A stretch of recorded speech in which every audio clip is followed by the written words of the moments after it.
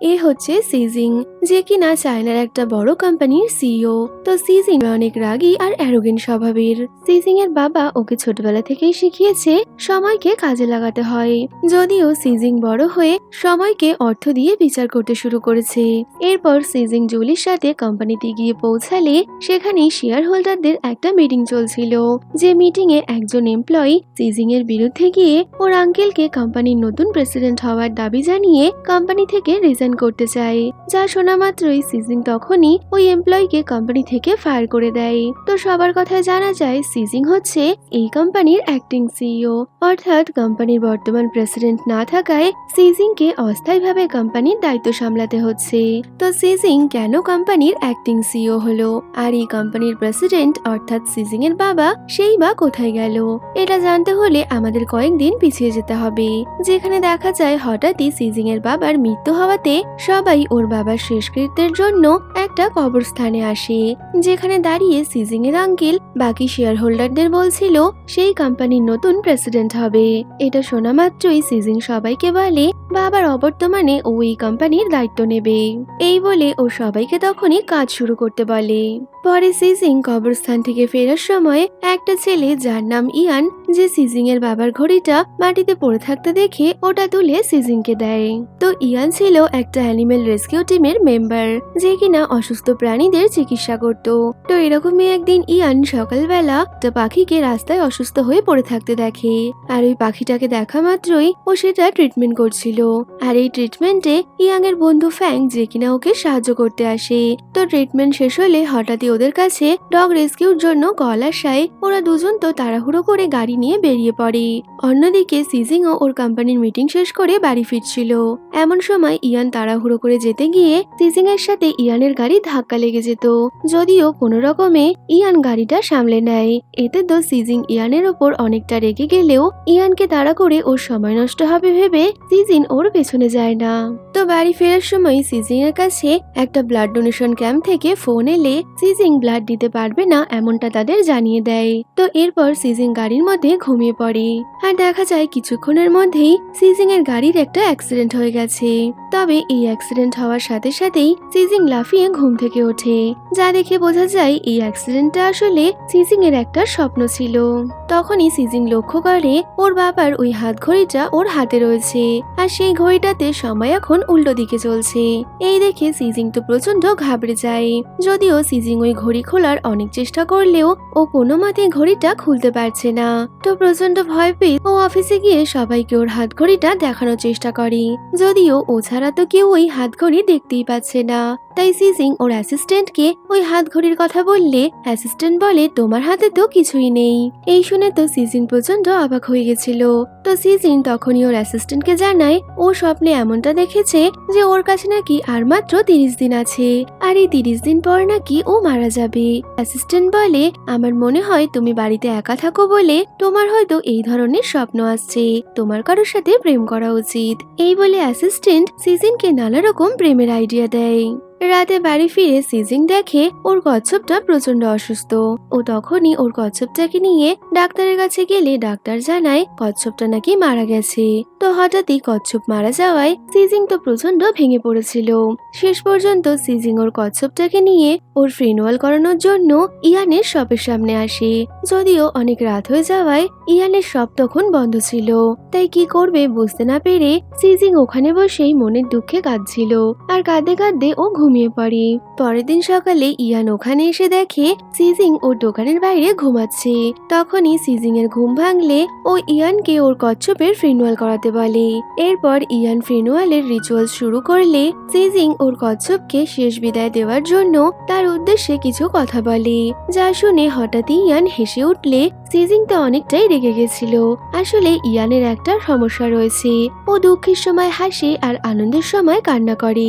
কি অদ্ভুত ব্যাপার। ব্যাপার। যদিও সিজিং তো এই সবকিছু না জেনেই ইয়ানের ওপর প্রচন্ড রেগে যায়, আর ও ইয়ানকে মারার জন্য গেলে হঠাৎই সিজিং পড়ে যাচ্ছিল, আর ওকে পড়ে যেতে দেখে ইয়ান ওকে ধরে নেয়। এতে তো ওরা দুজন অনেকটাই ক্লোজ চলে আসলে ওরা দুজনেই ঘাবড়ে গেছিল। আর তখনই ফ্যাং ওখানে এসে ওদের দুজনকে এতটা ক্লোজ দেখে অনেকটাই অবাক হয়ে গেছিল।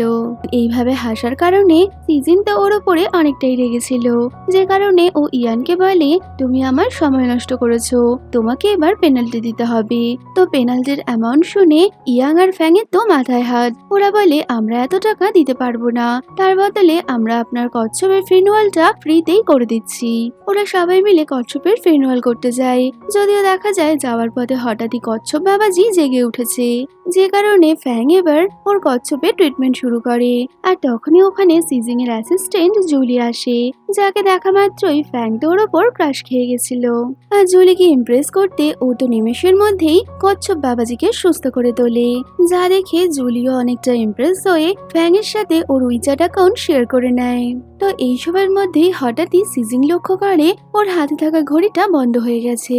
ও তো অনেকটাই অবাক হয়ে গেছিল, তবে সময় নষ্ট হচ্ছে বলে ও তাড়াতাড়ি জুলিকে নিয়ে অফিসে আসে।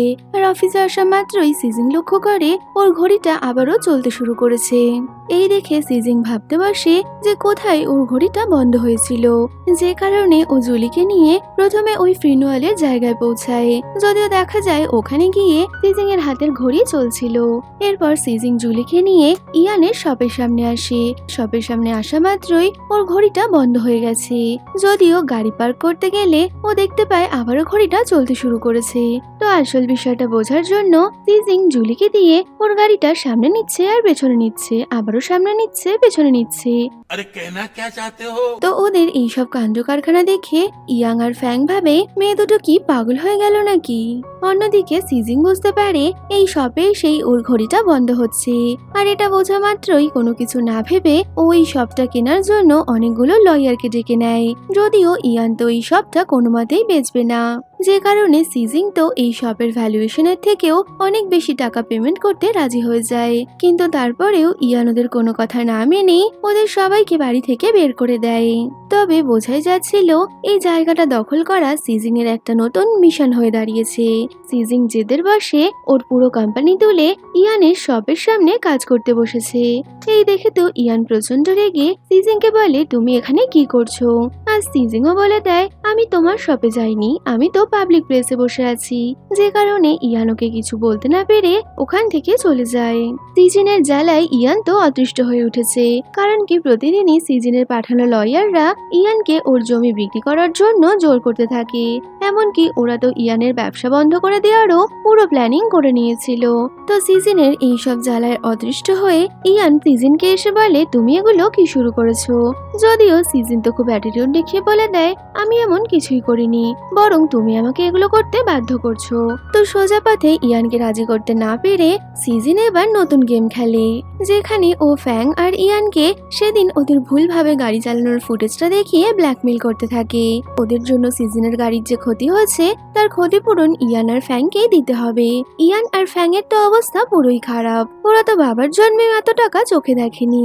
সিজিন তখনই ওকে একটা প্রস্তাব দিয়ে বলে, তোমাকে পেনাল্টির টাকা দিতে হবে না, বরং তুমি আমাকে তোমার বাড়িতে রেন্টে থাকতে দাও। তো এত বড় সিওর এইভাবে ওর বাড়িতে রেন্টে থাকার কথা শুনে শুধু ইয়ান নয় সবাই অনেকটা অবাক হয়ে গেছিল।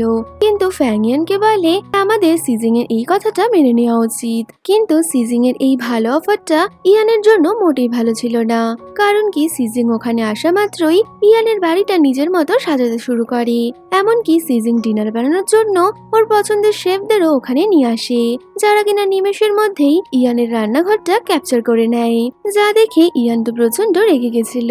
অন্যদিকে সিজিং তখন ওর ক্লায়েন্টের সাথে মিটিং করছে, আর সিজিং কে মিটিং এ দেখে ইয়ানের মাথাতেও একটা দুষ্ট আইডিয়া আসে, যে কারণে ও সিজিং এর শেফদের ওখান থেকে ভাগিয়ে নিজেই ওদের জন্য ডিনার বানায়। তবে ওরা এতই বেশি খেয়ে ফেলেছিল যে খাবার খাওয়া মাত্রই ওদের শরীর খারাপ হয়ে যায়, যে কারণে সিজিং এর ক্লায়েন্টরা ওখান থেকে চলে গেলে সিজিং এর এই ডিলটা আর ফাইনাল হয় না। সিজিং এর ক্লায়েন্ট রেস্টুরেন্টে তাড়ানোর প্ল্যানটা ইয়ানই করেছিল। তবে ইয়ানের ওই খাবার খেয়ে সিজিং এরও অনেকটা নেশা হয়ে গেছিল, তাই ইয়ান ওকে কাঁধে করে ওর বেডে শুয়ে দেয়।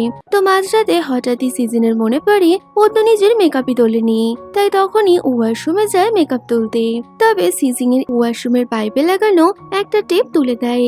এরপর ও ফ্রেশ হয়ে বেরোতে যাবে, তখনই ইয়ান ওখানে আসে আর দেখতে পায় পাইপের ওই জায়গা থেকে জল পড়ে সারা বাথরুম ভরে গেছে।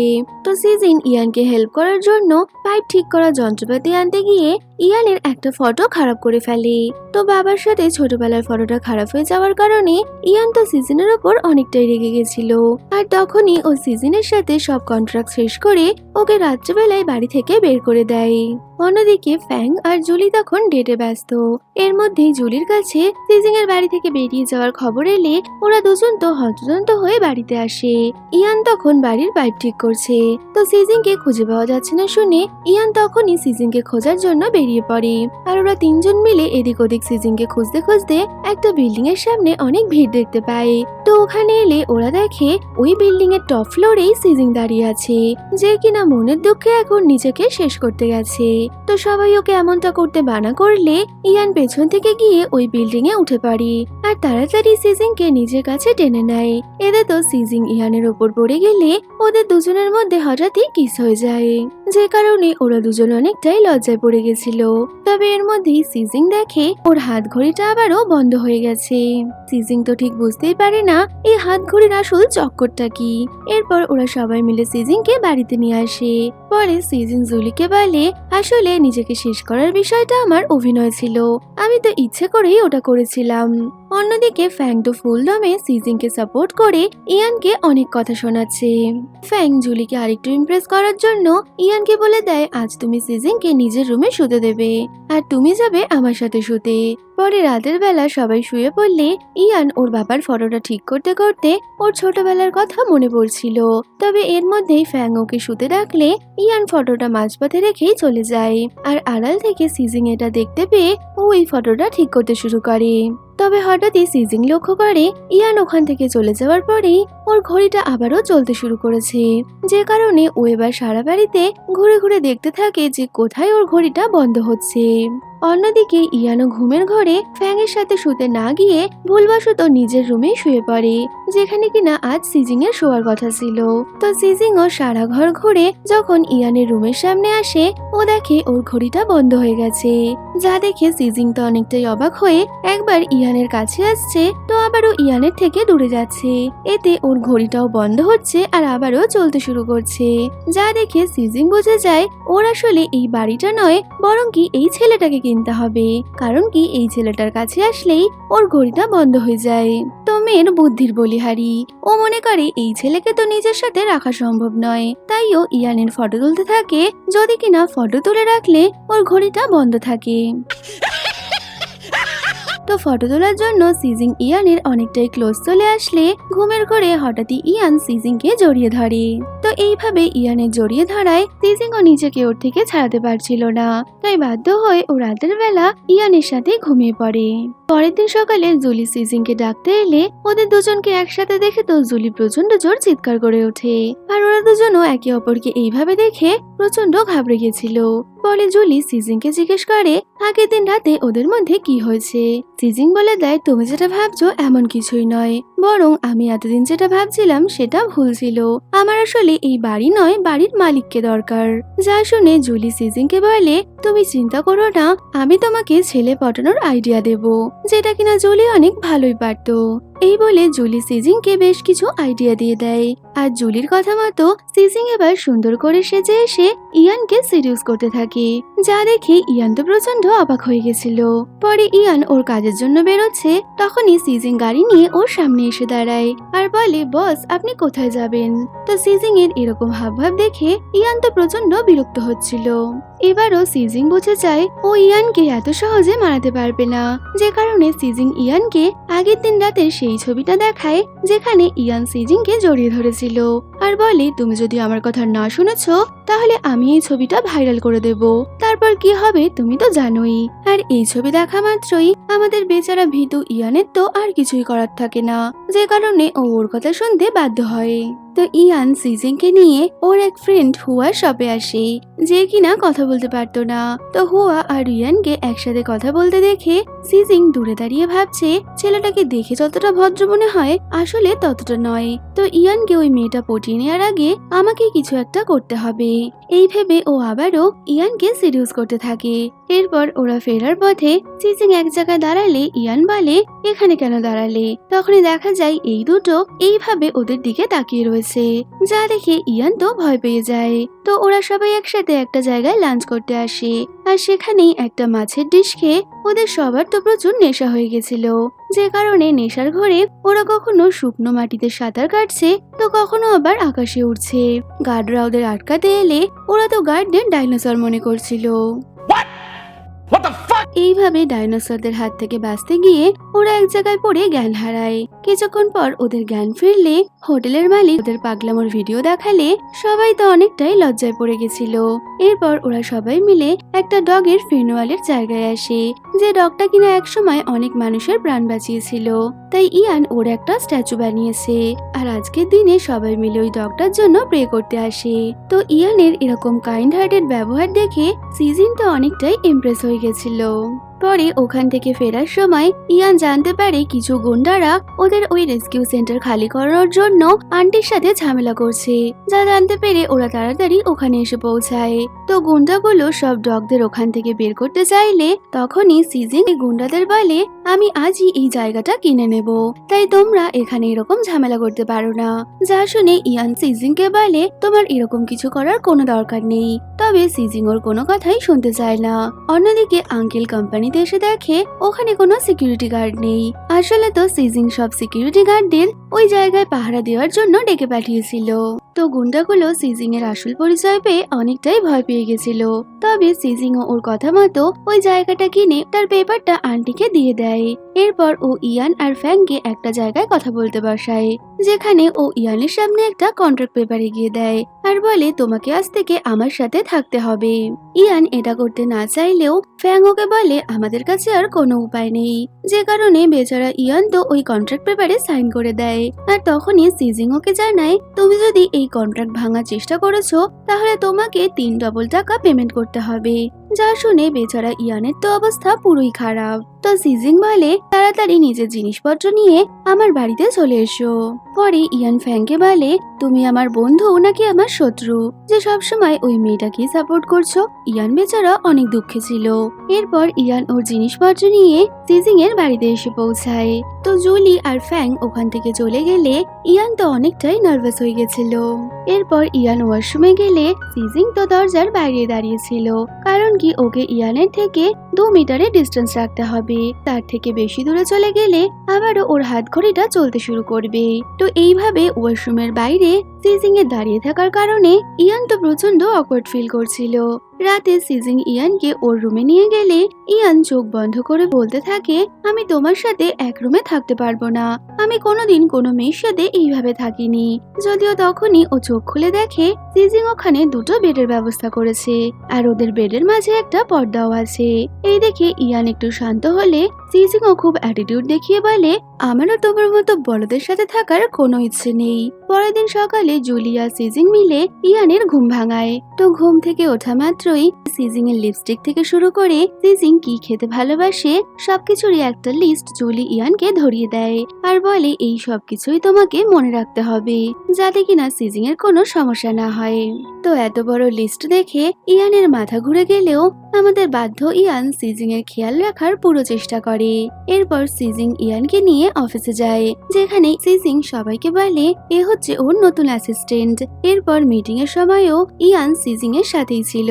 তবে মিটিং চলাকালীন ও বারবারই ঘুমিয়ে ঘুমিয়ে পড়লে জুলি তো ওকে চিমটি কেটেই চলেছে।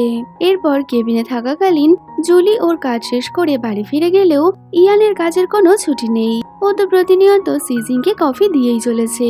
আর এইভাবে কাজ করতে করতে ও টায়ার্ড হয়ে নিচে বসে ঘুমিয়ে পড়ে। পরে রাতের বেলা বাড়ি ফিরে ইয়ান শাওয়ার নিতে গেলে তখনই ও ভুলবশত সিজিং এর একটা হেয়ার রিমুভাল ক্রিম নিজের বডিতে অ্যাপ্লাই করলে ওর তো এই হাল হয়। যা দেখে সিজিং তো প্রচন্ড মজা ওড়াচ্ছিল। এরপর ওরা দুজন রাতে ঘুমিয়ে পড়লে মাঝরাতেই ও দেখে সিজিং তো বেঘরে ঘুমাচ্ছে। তো সিজিং এর ঘুমানোর সুযোগ নিয়ে ইয়ান তখনই বাড়ি থেকে পালানোর প্ল্যান করে, কিন্তু দরজার লক না খুলতে পারায় ও ব্যালকনি থেকে নামার চিন্তা করেছিল, যে কারণে ও সাহায্যের জন্য ফ্যাংকে ফোন করলে দেখা যায় ফ্যাং তখন জুলির সাথে রোম্যান্স করতে ব্যস্ত। তবে ইয়ানের সাহায্যের দরকার বলে ফ্যাং জুলিকে মিথ্যে কথা বলেই সিজিং এর বাড়িতে আসে। আর শেষ মুহূর্তে ইয়ান ওর বিড়াল খুঁজে না পাওয়ায় ফ্যাংকে ব্যালকনি দিয়ে ওপরে আসতে বলে। তো ফ্যাং ওপরে আসলে ওরা সারা ঘরে বিড়াল খুঁজছে। এর মধ্যেই সিজিং এর ঘুম ভেঙে গেলে ফ্যাং লোকানোর জায়গা না পেয়ে ইয়ানের বেডে শুয়ে পড়ে। শেষমেশ অনেক কাণ্ড কারখানা করে বিড়াল খুঁজে পেলে ফ্যাং আগেই বাড়ি থেকে বেরিয়ে যায়। তবে ও দেখে দরজার লক খোলাই রয়েছে। আর ইয়ানের জন্য অপেক্ষা করতে ও সামনেই একটা ডাস্টবিনের পাশে মাথায় প্লাস্টিক দিয়ে বসে পড়ে। অন্যদিকে দরজার লক খোলা আছে এটা না জেনেই ইয়ান ব্যালকনি দিয়ে নিচে নামে। আর ফ্যাং কোথায় আছে এটা না জেনেই ও ভাবে ফ্যাং হয়তো বাড়ি চলে গেছে, তাই ইয়ানও বাড়ি যাওয়ার জন্য বেরিয়ে পড়ে। অন্যদিকে ইয়ান পাশে না থাকায় হঠাৎই সিজিং আবারও দুঃস্বপ্ন দেখে, যে কারণে ওর ঘুম ভেঙে গেলে ও ঘরের চারিদিকে ইয়ানকে খুঁজছিল। আর ব্যালকনিতে দড়ি দেখতে পেয়ে সিজিং বুঝতে পারে ইয়ান বাড়ি থেকে পালিয়ে গেছে, তাই ও জুলিকে ফোন করে ডাকে। তো ইয়ানের ফোন বন্ধ থাকায় জুলি ফ্যাংকে কল করে। তবে ফ্যাংও ওদের ফোন না ধরায় ওরা ফ্যাংয়ের লোকেশন ট্রেস করে ওই ডাস্টবিনের সামনে এসে পৌঁছায়, যেখানে কিনা ঘন্টার পর ঘন্টা ইয়ানের জন্য অপেক্ষা করে শেষমেশ বেচারা ফ্যাং তো প্লাস্টিক মাথায় দিয়ে ঘুমিয়েই পড়েছিল। তখনই ওরা দুজন মিলে ফ্যাংকে ওখান থেকে বের করে। আর ইয়ান কোথায় আছে তা জিজ্ঞেস করলে ফ্যাং তো কিছু বলতেই চাইছিল না, যে কারণে দুই মেয়ে মিলে ফ্যাংকে এক কষিয়ে দেয়। অন্যদিকে ইয়ান ওর আন্টির বাড়িতে গিয়ে জানতে পারে সিজিং নাকি ওদের ডগের শেল্টারের পুরো 1 বছরের খরচ বাবদ সব অর্থ দিয়ে গেছে। তো সিজিং এমনটা কেন করলো এই ভেবে ইয়ান তো অনেকটাই অবাক হয়েছিল। পাশাপাশি দেখা যায় ওরা দুজন মিলে ফ্যাং এর এই হাল করেছে। Oh my God! আর ফ্যাংকে একটা চেয়ারের সাথে বেঁধে ওরা ইয়ানকে ভিডিও কল করে ওকে ব্ল্যাকমেল করে। তো বন্ধুর এরকম খারাপ অবস্থা দেখে ইয়ান তখনই সিজিং এর বাড়িতে ফিরে আসে। আর ইয়ান সিজিংকে এইভাবে বাড়ি থেকে পালিয়ে যাওয়ার জন্য সরি বলে ও কখনো আর এইভাবে পালিয়ে যাবে না। পরের দিন সকালে উঠে ইয়ান সিজিং এর কন্ট্রাক্টে লেখা কথা মতো ওর জন্য ব্রেকফাস্ট বানায়। এরপর সিজিং শেয়ার হোল্ডারদের একটা মিটিং এর জন্য কোম্পানিতে এসে পৌঁছালে ওখানেই আঙ্কেল সবার সামনে জিজ্ঞেস করে, তুমি যে ওই ডগ শেল্টারটা কেনার জন্য কোম্পানি থেকে টাকা নিয়েছিলে, তো ওই প্রজেক্টে টাকা ইনভেস্ট করে কোম্পানির কি লাভ? আর তুমি নিজের পার্সোনাল কাজের জন্য কোম্পানি সিকিউরিটি গার্ডদের কেন ব্যবহার করেছিলে? যদিও সিজিং এর কাছে এই কথার কোনো উত্তর ছিল না, কারণ সিজিং জানতো ওর ওই ঘড়ি আর ওই স্বপ্নের কথা জানতে পেরে কেউই ওর কথা বিশ্বাস করবে না, তাই সিজিং চুপ করেই থাকে। আর এই সুযোগেই আঙ্কেল সব শেয়ার হোল্ডারদের সামনেই সিজিং কে কোম্পানির অ্যাক্টিং সিইও পদ থেকে সরিয়ে দেয়। যদিও এইভাবে পজিশন হারানোর জন্য সিজিং অনেকটাই আপসেট ছিল, তাই ও কারোর সাথে কথা না বলে ওর কচ্ছপটাকে নিয়ে ঘরের মধ্যে বসেছিল। তো সিজিং এর এরকম অবস্থা দেখে ইয়ানেরও অনেক খারাপ লাগছিল, কারণ কি ইয়ান বুঝতে পারে সিজিং ওকে সাহায্য করতে গিয়েই আজই বিপদে পড়েছে। কিছুক্ষণ পর সিজিং বাইরে এসে বলে ও একটা নতুন আইডিয়া পেয়েছে, যাতে করে ও আবার ওর কোম্পানি ফিরে পেতে পারে, যে কারণে ও সবাইকে নতুন প্রজেক্টের কাজে লাগিয়ে দেয়। এরপর সিজিং ওদের সবাইকে নিয়ে ওই ডগ শেল্টারে যাওয়ার সময় সিজিং অনেক খারাপ ভাবে ড্রাইভ করায় জুলি ওর ওপর অনেক রেগে গেছিল। আর ও সিজিংকে অনেক কথা শুনিয়ে বলে, তুমি শুধু নিজের কথাই ভাবছো। যদিও সিজিং ওকে বলে দেয়, আমি যদি সিওর পজিশন ফিরে না পাই তাহলে তোমরা কেউই আমার সাথে থাকবে না, তাই যে করেই হোক আমাকে ওই পজিশন ফিরে পেতে হবে। তো সিজিং আর জুলির এইসব ঝামেলা দেখে ইয়ান সিজিংকে নিয়ে ওর মন ভালো করতে একটা জায়গায় আসে। তো ইয়ান ইয়ান সিজিংকে ওর ছোটবেলার কথা বলছিল। ও বলে ছোট থেকে আজ পর্যন্ত ফ্যাং এর মতো একটা ভালো বন্ধু পাওয়া আমার কাছে ভাগ্যের ব্যাপার। ঠিক তেমনই তোমার কাছে জুলি আছে, তাই তোমরা নিজেদের মধ্যে ঝামেলা করো না। তো রাতের বেলা সিজিং ঘুমিয়ে পড়লে ইয়ান ওকে বেডে শুয়ে দিতে গেলে তখনই সিজিং ঘুমের ঘোরে ইয়ানকে জড়িয়ে ধরে বলে, তুমি প্লিজ আমার থেকে দূরে যেও না।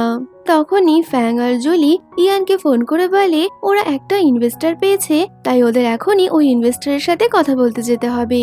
এটা শোনা মাত্রই ইয়ান ফ্যাং আর জুলির সাথে ওই ইনভেস্টরের বাড়িতে পৌঁছে যায়। ওদিকে ইয়ান না থাকায় আবারও দুঃস্বপ্ন দেখে সিজিং এর ঘুম ভেঙে যায়। তখনই কোনো এক ইনভেস্টর সিজিং কে ফোন করে ওকে দেখা করতে ডাকলে সিজিং কোনো কিছু না ভেবেই ওই ইনভেস্টরের পাঠানো লোকেশনে পৌঁছে যায়। জায়গাটা অনেক অন্ধকার ছিল। ওখানে থাকা বিল্ডিং এর ভেতর থেকে কেউ সিজিং কে বলে, তুমি যদি সিওর পজিশন ফিরে পেতে চাও তাহলে ভেতরে এসো। এই কথা শুনে সিজিং ভয় ভয় ওই বিল্ডিং এর ভেতরে ঢুকলে দেখা যায় একজন ব্যক্তি আড়াল থেকে সিজিং কে বলছে, তোমাকে অফিস থেকে বের করে দিয়েছে। এই খবরটা শুনে আমি অনেক খুশি হয়েছি, কারণ একটা সময় তুমিও আমাকে এইভাবেই অফিস থেকে বের করে দিয়েছিলে। তো এই কথা শুনে সিজিং বুঝতে পারে এ আসলে কোনো ইনভেস্টর নয়, এ হলো ওর একজন রাইভেল। যে কারণে সিজিং তাড়াতাড়ি ওই বিল্ডিং থেকে পালানোর জন্য বেরিয়ে পড়ে। অন্যদিকে ইয়ান, ফ্যাং আর জুলি মিলে ওই ইনভেস্টরকে ওদের প্ল্যানের ব্যাপারে বললে ইনভেস্টরের ওদের প্ল্যানটা অনেক পছন্দ হয়। তো বাইরে প্রচন্ড বৃষ্টি হচ্ছিল আর অনেক রাত হয়ে যাওয়ার কারণে ইয়ান তাড়াতাড়ি জুলি আর ফ্যাংকে বাই বলে বাড়ি ফিরে আসে। যদিও ইয়ান বাড়িতে এসে দেখে সিজিং তো বাড়িতে নেই। পাশাপাশি সিজিং কে দেখা যায় বৃষ্টির মধ্যেই সিজিং ওর গাড়িটা ঠিক করছিল, আর ওই লোকটাও সিজিং এর ক্ষতি করার জন্য ওর দিকেই আসছে। আর এমন সময় সিজিং দেখে দূরে ছাতা হাতে ইয়ান ওর দিকেই আসছে। তো ইয়ানকে এখানে দেখে সিজিং তো কাঁদতে শুরু করে। ইয়ান তাড়াতাড়ি নিজের জ্যাকেটটা খুলে ওকে পরিয়ে দেয়। তখনই সিজিং জিজ্ঞেস করে, তুমি কি করে জানলে আমি এখানে আছি? ইয়ান বলে দেয়, আমি তোমার লোকেশন ট্রেস করে এখানে এলাম। এরপর ইয়ান সিজিং কে নিয়ে বাড়ি ফিরে যায়। সিজিং এর কিডন্যাপ হওয়ার খবর পেয়ে ফ্যাং আর জুলি ওর সাথে দেখা করতে আসে। তো ওদের সবার মধ্যে ভুল বোঝাবুঝি মিটে গেলে জুলি আর ফ্যাং বাড়ি ফিরে যায়। পরদিন সকালে সিজিং ঘুম থেকে উঠে দেখে ইয়ানের ফিভার এসেছে, যে কারণে ও এবার ইয়ানের কেয়ার করবে বলে ঠিক করে। তবে রান্না করতে না পারা সত্ত্বেও ইয়ানের জন্য স্যুপ বানাতে এই প্রথম রান্নাঘরে ঢোকে। তবে অনেক যুদ্ধের পর সিজিং ইয়ানের জন্য স্যুপ তো বানিয়ে নেয়, কিন্তু তখনই ফ্যাং আর জুলি এসে দেখে সিজিং রান্নাঘরের এই হাল করেছে। ওদিকে সিজিং ইয়ানকে ওই স্যুপ দিতে যায়, আর তখনই সিজিংকে ইয়ানের এত কেয়ার করতে দেখে ফ্যাং তো চিৎকার করে ওঠে। আর এইভাবে ফ্যাং এর চিৎকারে ইয়ানের হাতে থাকা স্যুপটা ওর গায়ে পড়ে যায়, যে কারণে ইয়ান তো ফ্যাং এর উপর প্রচন্ড রেগে গেছিল। ফলে ফ্যাং ইয়ানকে আবারও স্যুপ বানিয়ে দেয়। ফ্যাং ইয়ানকে ওই স্যুপটা দিতে গেলে সিজিং তো ইয়ানকে ব্ল্যাঙ্কেট থেকে বেরোতেই দেয় না, আর ও বলে, আমি তোমাকে এই স্যুপটা খাইয়ে দিচ্ছি। এই বলে ও ইয়ানকে স্যুপ খাওয়াতে শুরু করলে ফ্যাং আর জুলি তো অনেকটাই অবাক হয়ে গেছিল। তাই ওরা সাইডে গিয়ে বলাবলি করছে যে কাল রাতে কি ওদের মধ্যে এমন কিছু হলো যে কারণে সিজিং এমনটা করছে। তো এইসব ভাবতে ভাবতেই জুলি সিজিংকে নিয়ে অন্য রুমে চলে যায়। আর এদিকে ফ্যাং ইয়ানের ব্ল্যাঙ্কেট সরিয়ে বলে, আমি জানি তোমার কিছুই হয়নি। ওদিকে জুলিও সিজিংকে জিজ্ঞেস করে, কাল রাতে কি এমন কিছু হয়েছে যে কারণে তুমি ইয়ানের এত কেয়ার করছো? তো সিজিং বলে দেয়, এমন কিছুই নয়, আসলে ইয়ানের শরীর খারাপ হওয়ায় আমার ঘড়িটা আবারও চলতে শুরু করেছিল। ওদিকে ফ্যাং ও ইয়ানকে বলে, হতে পারে কাল আমি ওকে সেভ করেছি, তাই হয়তো ও আমার কেয়ার করছে। তবে ফ্যাং সিজিনের কথা বলায় ইয়ান তো ব্লাশ করছিল, যা দেখে ফ্যাংও বুঝতে পারে ডাল মে কুছ তো কালা হ্যায়। বন্ধুদের কথা শুনে সিজিং আর ইয়ান তো এবার নিজেদের মধ্যে কথা বলতেও লজ্জা পাচ্ছিল।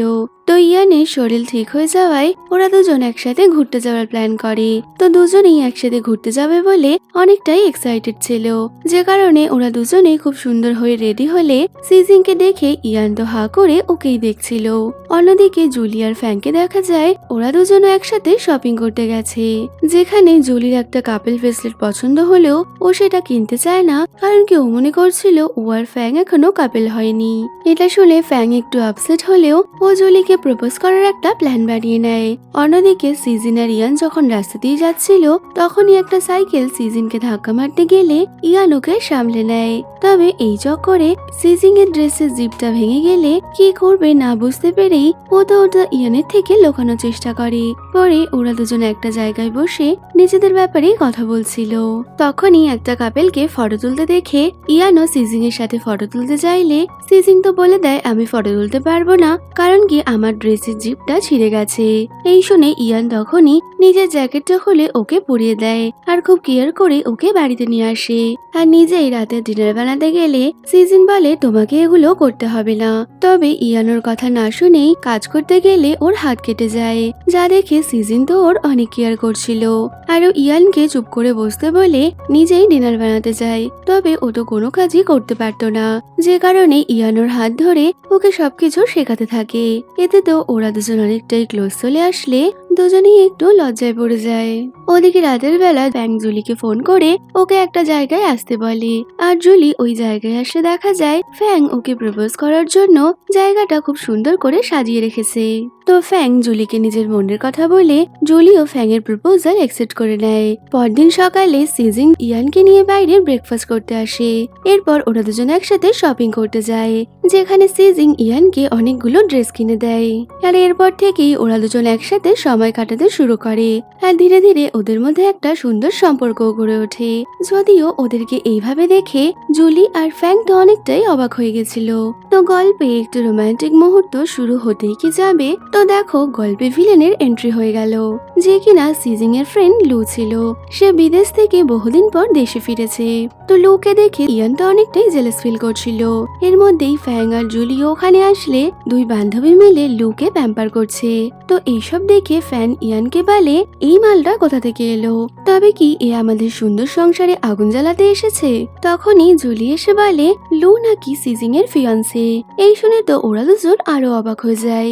এরপরেই লু সিজিং কে বলে আজ তুমি আমার সাথে একটা বিজনেস পার্টিতে চলো, আর আমি তোমাকে কোম্পানি ফেরত পেতে সাহায্য করব। যদিও সিজিং লু এর সাথে একা বিজনেস পার্টিতে যেতে চাইছিল না, তাই ও বলে আমার অ্যাসিস্ট্যান্ট ইয়ানো আমার সঙ্গে যাবে।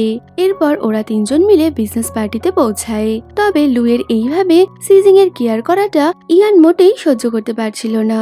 তো ওদের দুজনকে এতটা কাছাকাছি দেখে ইয়ান তো অনেকটাই আপসেট হয়ে গেছিল। এর মধ্যেই সিজিং এর আঙ্কেল ওখানে এলে ও তো সিজিং কে এই পার্টিতে দেখে ওকে ইনসাল্ট করতে শুরু করেছিল। এরপরে লু পার্টিতে সবার সামনে অ্যানাউন্স করে সিজিং ওর ফিয়ান্সে, আর খুব তাড়াতাড়ি ওরা বিয়ে করছে। এটা শোনা মাত্রই ইয়ান তো প্রচন্ড আপসেট হয়ে যায়। ও আপসেট হয়ে পার্টি থেকে বেরিয়ে যাবে, তখনই সিজিং ওকে বলে তুমি এইভাবে চলে যেতে পারো না, তোমাকে আমার জন্য অপেক্ষা করতে হবে। তবে ইয়ান সিজিং কে কিছু বলতো তার আগেই লু এসে সিজিং কে পার্টির ভেতরে নিয়ে যায়। ইয়ানের এইভাবে চলে যাওয়ায় সিজিং এরও ভালো লাগছিল না। তো লু যে সিজিং এর ফিয়ান্সে এটা জানা মাত্রই সিজিং এর আঙ্কেল ওর সাথে অনেক ভালোভাবে কথা বলছিল, যা দেখে সিজিং ও ওই পার্টিতে থাকতে রাজি হয়ে যায়। অন্যদিকে জুলি আর ফ্যাং এর রোম্যান্সের পারও চড়ে রয়েছে। তবে তখনই ওদের ওই উষ্ণতায় জল ঢালতে ইয়ান ফ্যাং এর বাড়িতে চলে আসে, যে কারণে ফ্যাং তো প্রচন্ড রেগে গিয়ে ইয়ানকে কিছু বলতেই যাবে। তবে ইয়ানের এরকম কাচুমাচু মুখ দেখে ফ্যাং ওকে কিছু বলতে পারে না, তাই ওরা দুজন একসাথে ড্রিঙ্ক করতে শুরু করে। আর ইয়ানের মুখে সব কথা শুনে ফ্যাং বলে তুমি তো সিজিনকে পছন্দ করতে শুরু করেছো, আমার মনে হয় তোমার সিজিনকে নিজের মনের কথাটা জানিয়ে দেওয়া উচিত। এই বলে জুলি ওর জন্য ওয়েট করছে ভেবে ফ্যাং তাড়াতাড়ি জুলির কাছে চলে যায়। তবে বেচারা এতটাই ড্রিঙ্ক করে ফেলেছিল ঘরে যাওয়া মাত্রই ঘুমিয়ে পড়ে। অন্যদিকে ইয়ানও মন খারাপ করে সমুদ্রের পাড়ে এসে বসে রয়েছে।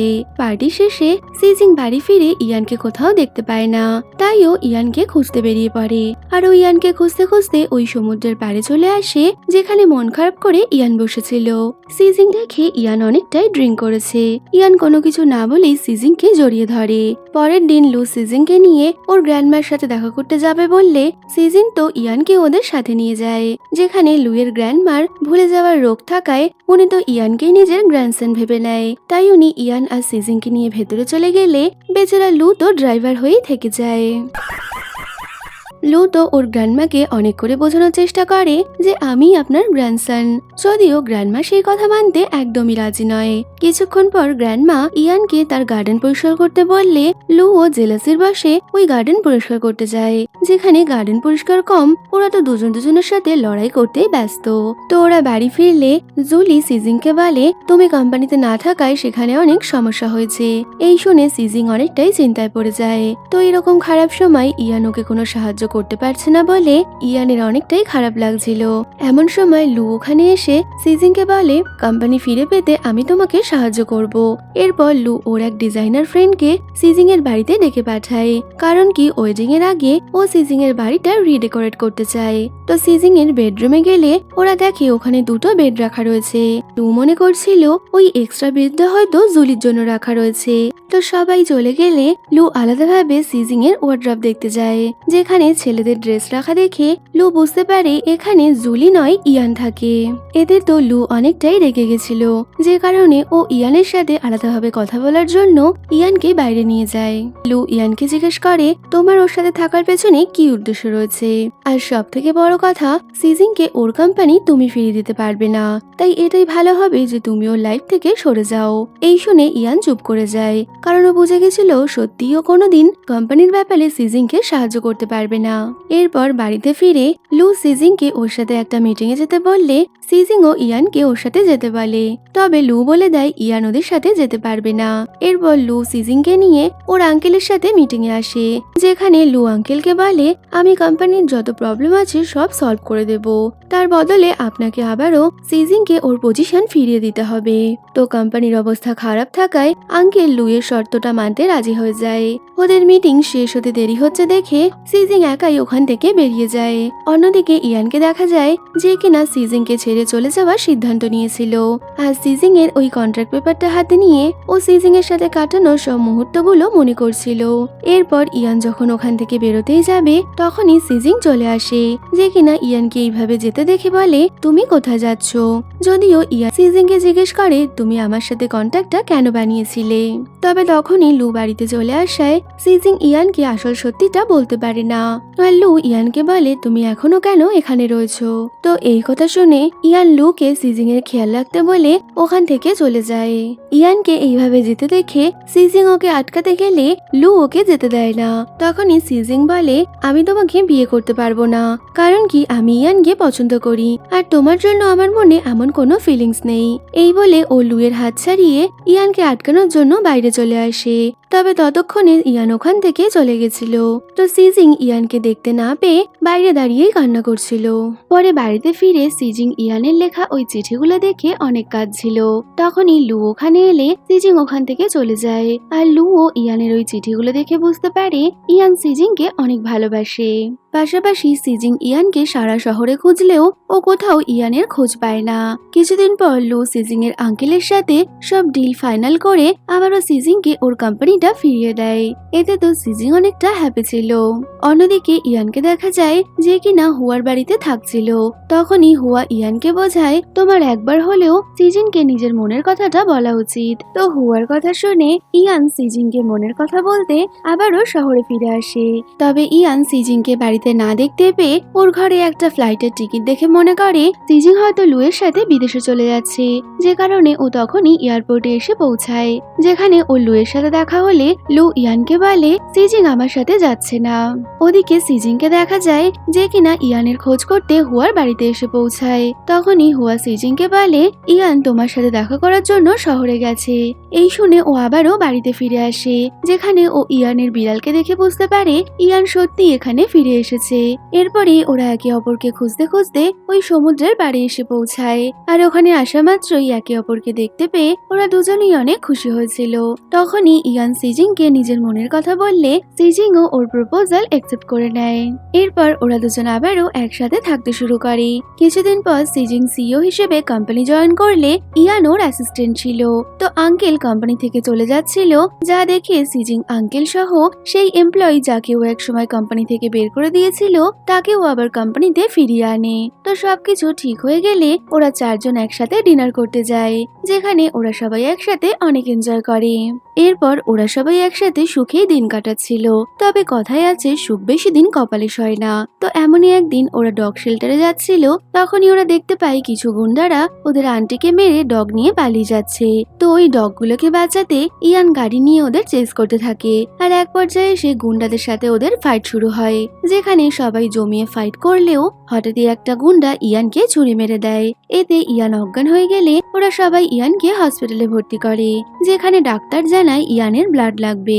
আর এবার সিজিং নিজে থেকেই ইয়ানকে ব্লাড দিতে রাজি হয়ে যায়। তো ব্লাড দেওয়ার সময় সিজিং এর মনে পড়ে অতীতে ও সময় বাঁচানোর জন্য এই ব্লাড দিতে চাইতো না, তবে আজ ভাগ্য ওকে এমন জায়গায় এনে দাঁড় করালো যে ওকে নিজের ভালোবাসাকে বাঁচানোর জন্য ব্লাড দিতে হচ্ছে। তো এই ভেবে ব্লাড দিতে গিয়ে সিজিং আবারও ওর স্বপ্নের দুনিয়ায় চলে যায়, যেখানে ও দেখতে পায় ইয়ান ওর জীবন বাঁচাতে গিয়ে নিজেই মারা গেছে।